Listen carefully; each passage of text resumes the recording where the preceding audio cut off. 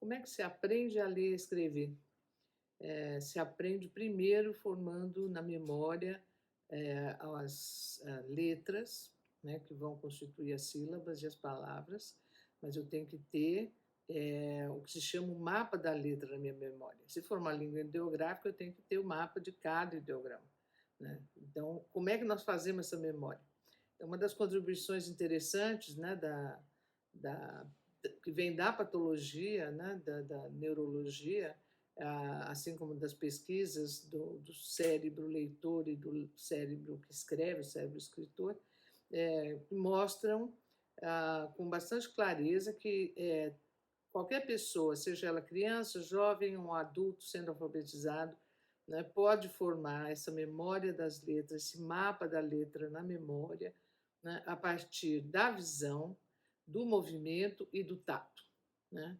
Então, veja que a pedagogia, ao longo aí dos séculos, ela tem práticas como, por exemplo, sulcar na areia, na farinha, fazer em algum material, sulcar a letra, ou então como o braille, né, que você vai com o tato e o movimento, né, percebendo, o alto relevo, né, que o braille é feito de alto relevo, assim como a libras, ela, realmente é uma coreografia de movimentos, né, no espaço que, quem vai dominar libras vai ter que aprender não só o movimento das mãos, mas essa localização no espaço e esse movimento. Então, o cérebro aprende de 3 maneiras diferentes, né. Eh, Nós temos, assim, na própria neurologia, né, casos muito interessantes. Um deles é do Howard Engels, que é um escritor canadense, né, que vários livros publicados, que com ele aconteceu a seguinte situação. Ele acorda um dia, vai lá pegar o jornal, né, no Canadá, na porta de casa, ele pega o jornal e ele não consegue ler o jornal, não reconhece a escrita que está lá. Ele até pensa que é uma escrita oriental, alguma coisa assim, e achou que era, conta aí a história, ele achou até que era uma brincadeira dos amigos dele. Mas depois ele foi pegar livro na biblioteca dele, ali na própria casa dele, no lugar que ele escrevia, e aconteceu a mesma coisa, ele não conseguia ler nada. O que ele via eram formas feitas de traços geométricos, né, e ângulos, como as letras, mas para ele sem nenhum significado. Então, o que aconteceu com o Engels? Ele teve um derrame, e esse derrame destruiu a parte do cérebro responsável por reconhecer as letras. Mas ele não perdeu a escrita, né? Nós já sabíamos antes que tem essa diferença entre a leitura e a escrita no cérebro, né? Mas no caso dele, ele conseguia escrever, mas não sabia ler o que ele havia escrito, né? Bom, aí segue, ele vai ficar hospitalizado e tal, tratar desse derrame. E nesse processo ele percebe que se ele escrevesse a palavra, né, fizesse o movimento da palavra numa superfície ou no ar, né, ele conseguia ler.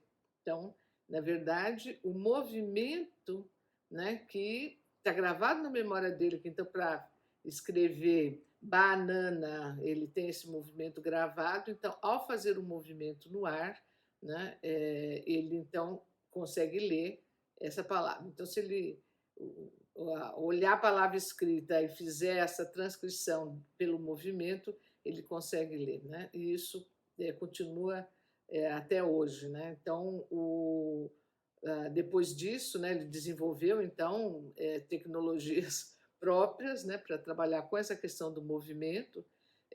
O Oliver Sacks relata o caso dele no livro No Olho da Mente, né, acho que é assim que chama em português, e é, mostra, inclusive, que ele, para economizar nesse movimento da mão, ele aprende a fazer a escrita da palavra com a língua no dente, né? Então, o movimento pode ser até da lingual, né?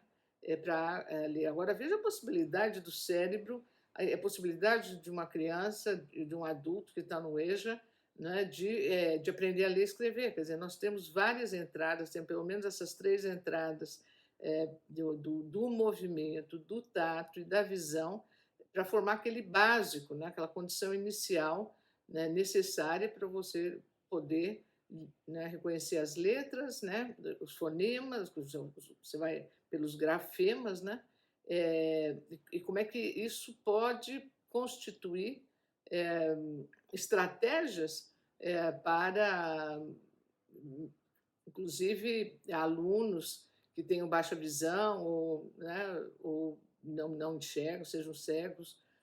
Enfim, nós temos aí uma, né, uma variedade de possibilidades e com qualquer aluno, né? Quer dizer, e são coisas que outros países fazem. No Brasil a gente fazia isso, deixamos de fazer, né? Mas hoje nós sabemos, se você pegar a letra recortada no alfabeto móvel, né, você vai aprender esse formato seguindo com o dedo, né, colocando no tato da mão, tanto a maiúscula quanto a minúscula. Né? Então, eu posso formar isso, e isso esse trabalho, digamos assim, né, pode ser feito, inclusive, na educação infantil, não para reconhecer as letras, mas para ir formando, né, essas letras na memória. E, evidentemente, a criança vai perguntando que letra é, com isso ela vai relacionando o nome da letra com a letra, e também podemos, conforme cada língua, fazer uma relação entre os fonemas, né, que essas letras que são os grafemas vão representar. Veja quantas possibilidades para nós pensarmos o processo de alfabetização.